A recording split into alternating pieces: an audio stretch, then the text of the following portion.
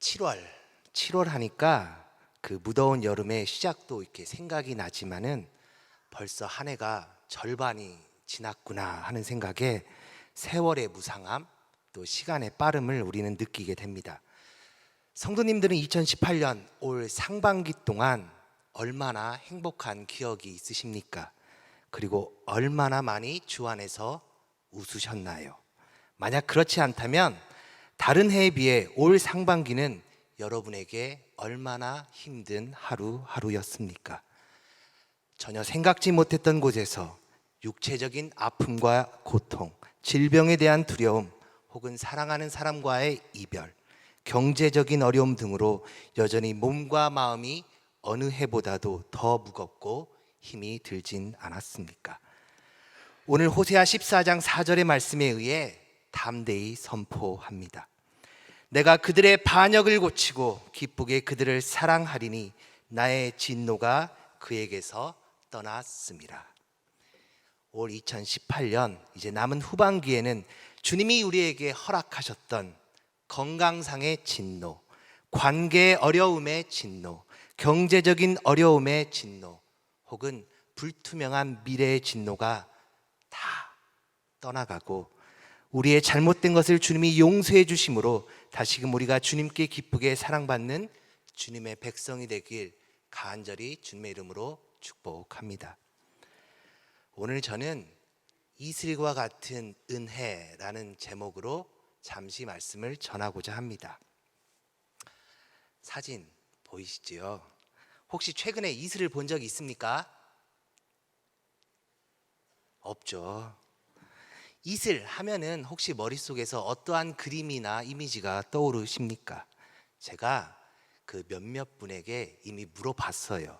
그러니까 이슬 하면 떠오르는 이미지는 맑음, 청아함, 깨끗함, 투명함, 작은 물방울, 풀잎, 그리고 풀잎에서 또르르 떨어지는 맑은 청아한 소리, 이러한 이미지나 그림이 연상이 됩니다.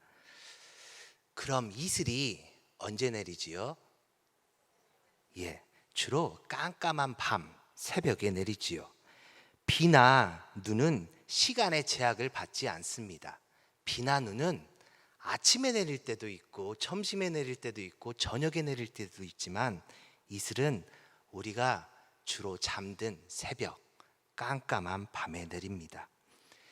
이슬이 내리는 것 보이시나요? 보여요?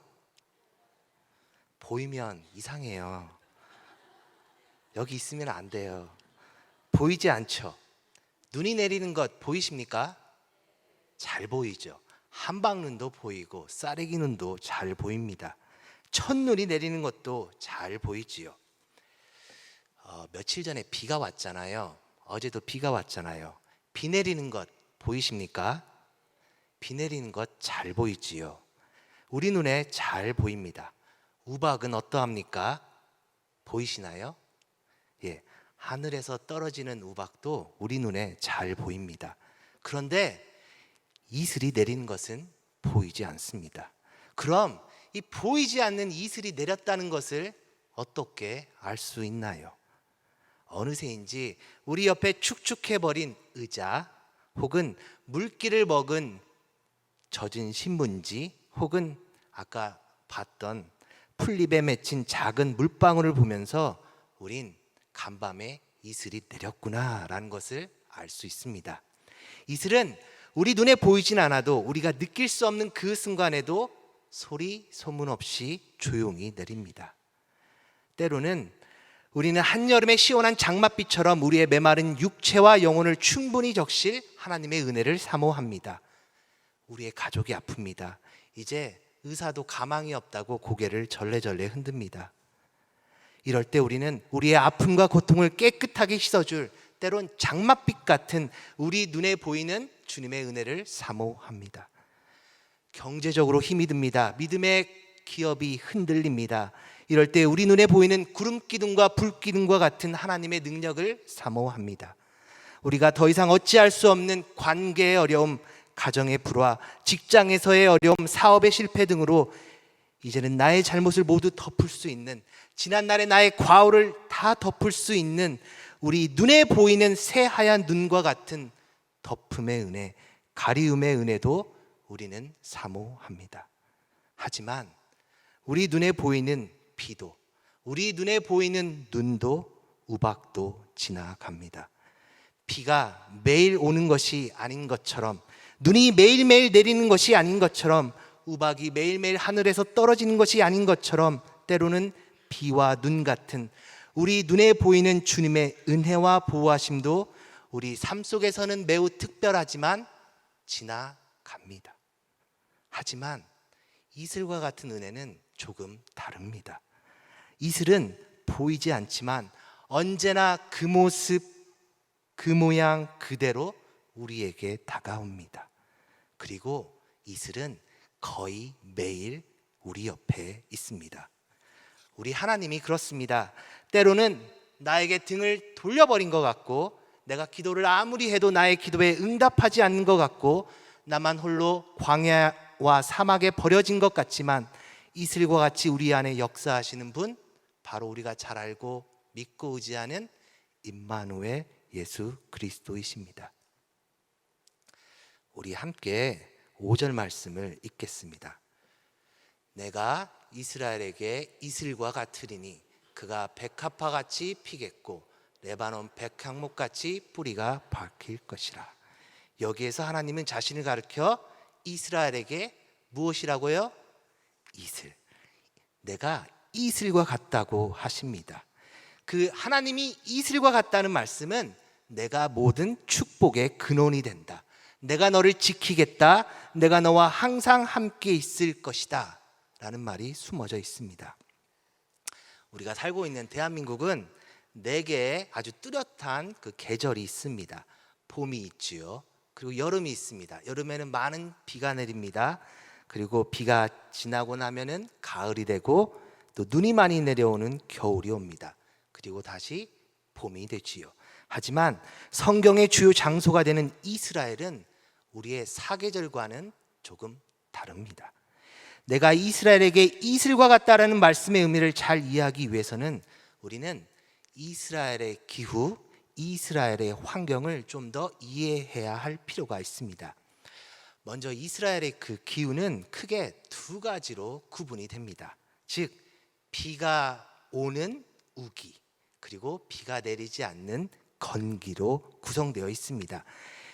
잘 아는 것처럼 이스라엘은 그 바다에서 불어오는 지중해성 기후하고 내륙에서 불어오는 아열대성 기후가 교차되는 그 지역에 위치하고 있습니다. 그렇기 때문에 건기의 여름과 우기의 겨울이 뚜렷합니다.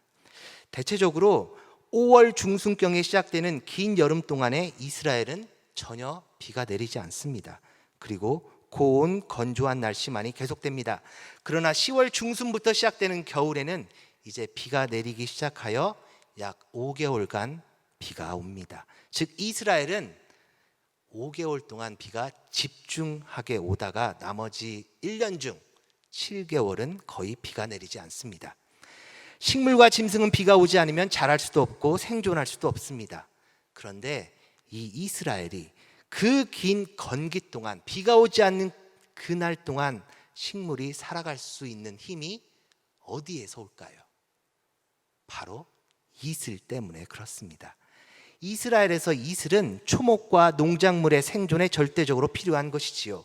이 긴 건기 동안 식물은 이슬로 생명을 보존할 수 있습니다. 그렇기 때문에 강수량이 절대적으로 부족한 이스라엘과 같은 중동 지방에서 이슬은 초목과 농작물에게 있어서 절대적으로 필요한 것이지요. 그렇기 때문에 내가 이스라엘에게 이슬과 같으리라 라는 하나님의 말씀에는 내가 너희 민족을 다시 살리겠다, 내가 너희 민족을 다시 소생시키겠다, 내가 너희 민족을 다시 은혜를 내리겠다, 축복의 근원이 되겠다라는 하나님의 사랑의 고백이 들어 있습니다. 이슬과 같은 하나님의 은혜가 우리 가정에, 우리 교회에, 우리 사업에, 그리고 우리 자녀들에게 있기를 간절히 축복합니다. 그럼 그 이슬과 같은 하나님의 은혜가 내릴 때 우리에게 어떠한 변화가 일어날까요? 우리 5절 6절 말씀을 다시 한번 읽습니다. 내가 이스라엘에게 이슬과 같으리니 그가 백합화같이 피겠고 레바논 백향목같이 뿌리가 박힐 것이라. 그의 가지는 퍼지며 그의 아름다움은 감람나무와 같고 그의 향기는 레바논 백향목 같으리니.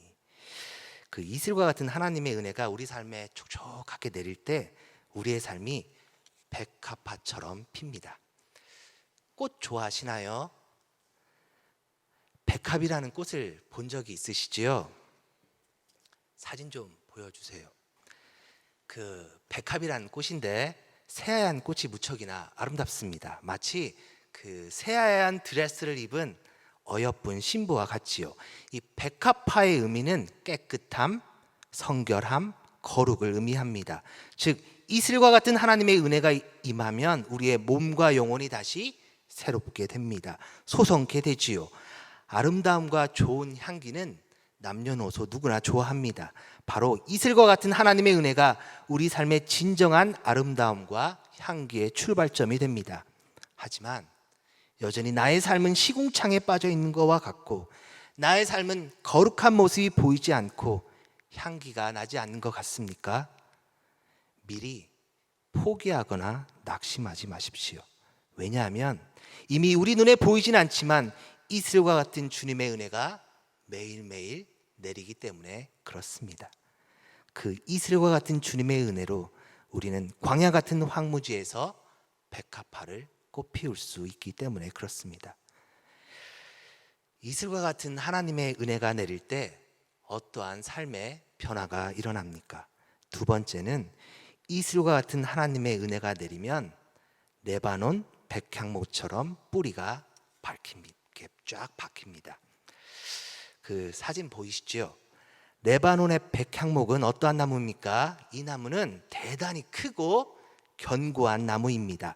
울창한 산림이 뒤덮인 레바논 산맥에 있는 이 나무는 현재 중동의 국가인 레바논, 이 레바논의 국기인 그 국기에 이렇게 표시가 되어 있지요. 이 나무는 무려 크기가 25m에서 30m까지 자라는 거대한 나무입니다. 그리고 이 나무가 하늘 위로 곱게 자라기 위해서는 뿌리가 땅속 깊이 박혀 있어야 합니다. 그리고 사철나무인 것처럼 언제나 잎이 푸르고 진액이 마르지 않으며 향기도 매우 좋은 나무이지요. 이 나무가 얼마나 좋은 나무인지 성경은 이 나무를 가지고 예루살렘 성전이나 솔로몬 성전이 바로 이 백향목으로 지어졌다라고 말합니다. 이슬과 같은 하나님의 은혜가 우리 삶에 내리면 레바논의 백향목과 같은 그 뿌리가 하나님의 말씀 위에 깊이 내려 흔들림이 없습니다. 변함이 없습니다. 또한 언제나 그렇듯 잎이 푸르고 향기가 나는 축복을 우리에게 줄 수 있습니다. 이런 이슬과 같은 은혜가 우리 모두에게 있기를 간절히 축복합니다.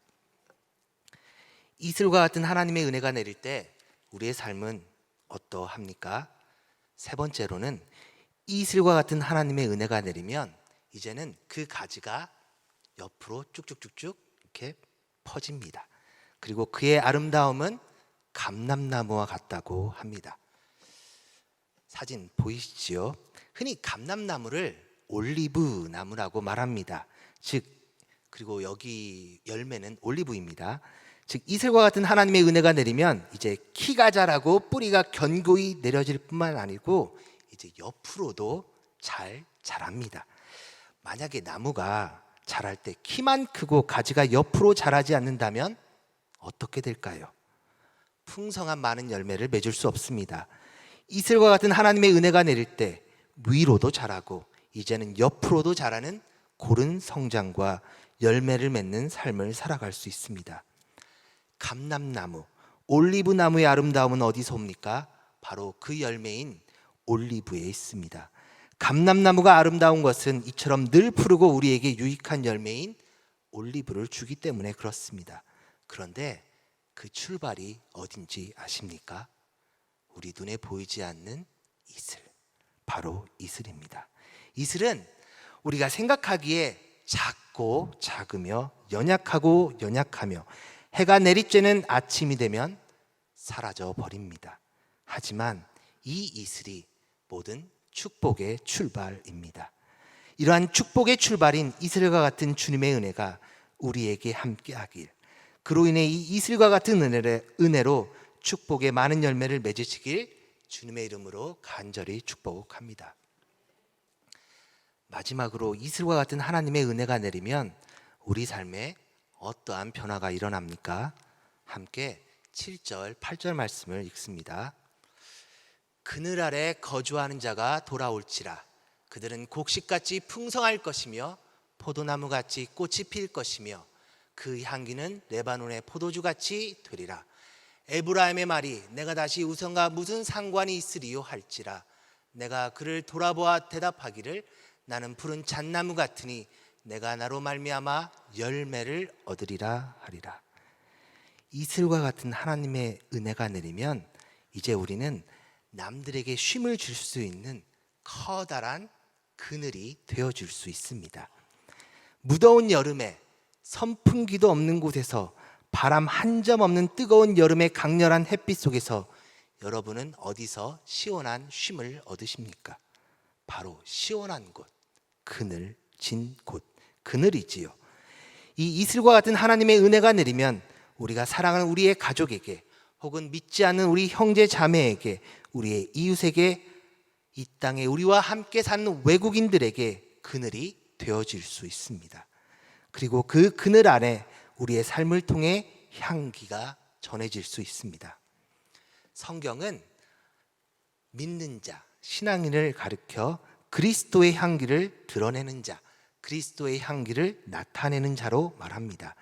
세상의 뜨거운 햇빛 아래, 여러분의 나무 그늘 아래로 돌아온 자들에게 우리는 우리의 삶을 통해 예수 그리스도가 드러나고 우리를 통해 복음이 널리 퍼지게 하며 결국엔 8절의 말씀처럼 내가 나로 말미암아 열매를 얻으리라, 열매를 맺는 삶을 살아야 합니다.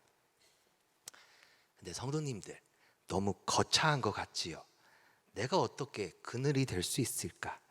나도 힘이 드는데, 내 삶도 힘이 되는데 과연 나에게 그럴 만한 힘과 에너지가 있을까? 아마 의문을 가진 성도님도 여기 계실 겁니다. 하지만 이거 하나만은 알아둡시다. 기억합시다. 백합화처럼 꽃이 피고 백향목처럼 뿌리가 밝히고 그 가지가 퍼지며 그 아름다움은 감람나무와 같고 그 향기는 레바논 백향목 같고 그 그늘 안에 거하는 자가 돌아오며 곡식같이 풍성하며 포도나무같이 꽃이 피고 그 향기가 레바논의 포도주같이 된다. 그 말씀의 출발점이 어디인지, 우리 눈에 보이는 한여름의 장맛빛입니까? 아니면 한겨울의 한방눈입니까? 아니지요. 바로 해가 뜨면 사라지는 것, 작고 작은, 연약하고 연약한 이슬입니다. 하나님의 은혜는 이슬처럼 밤에 내립니다. 우리 모두는 환난의 밤, 고통의 밤, 눈물의 밤, 고독의 밤, 슬픔의 밤이 있습니다. 이럴 때 하나님은 눈에 보이진 않지만 소리, 소문 없이 내리는 이슬처럼 조용히 우리와 함께 계시며 우리에게 이슬의 은혜를 내려주십니다. 이 이슬을 먹은 생물들은 솟행케 됩니다. 다시 살아납니다. 백합화처럼 꽃이 피고 백향목처럼 곱게 자라고 감람나무처럼 열매를 맺으며 포도주처럼 향기를 드러내고 그늘이 됩니다. 우리에게는 이슬과 같은 하나님의 은혜가 필요합니다. 이슬은 먼 데 있지 않습니다. 사실 이슬은 어디에나 있습니다. 이슬은 공기가 있는 곳에는 어디나 있습니다. 이슬이 나타날 때 시들었던 생물이 살아납니다. 하나님은 멀리 있지 않습니다. 하나님은 사실 어디에나 계십니다. 우리가 하나님을 찾을 때 이슬 같은 하나님의 은혜가 우리에게 임합니다. 그리고 그 이슬과 같은 하나님의 은혜로 꽃이 피고 나무가 자라고 열매를 맺고 그늘이 됩니다. 2018년 상반기를 보내면서 이제 후반기를 준비하신 여러 성도님들에게 하나님의 고통의 시험인 진노가 다 떠나가고 이슬과 같은 하나님의 은혜가 우리 하반기에는 우리 삶에 충만하길 간절히 주님의 이름으로 축복합니다. 기도하겠습니다. 사랑의 하나님, 하나님의 크신 축복과 은혜의 이슬을 우리에게 내려 주옵소서. 환난의 밤, 고통의 밤, 눈물의 밤, 고독의 밤, 슬픔의 밤 같은 인생의 어두운 터널을 지나고 있는 성도가 있다면 이 시간 하나님의 크신 축복과 위로의 이슬로 덮어 주옵소서. 캄캄한 밤이 우리에게 견디기 어렵더라도 우리 심령에 은혜의 이슬이 내리는 시간임을 알고 감사하게 하옵소서. 이슬처럼 은밀히 조용히 우리 가운데 역사하시는 하나님, 초목이 아름다워지고 꽃이 피고 가지가 자라며 열매를 맺고 향기를 드러내는 그 출발점이 바로 이슬임을 알게 하여 주옵소서. 그리고 그 축복의 출발점이 바로 이슬과 같은 하나님이심을 감사합니다. 하나님의 은혜가 없으면 살 수 없는 우리들에게 매일 같은 은혜의 이슬을 부어 주옵소서. 예수님의 이름으로 기도합니다.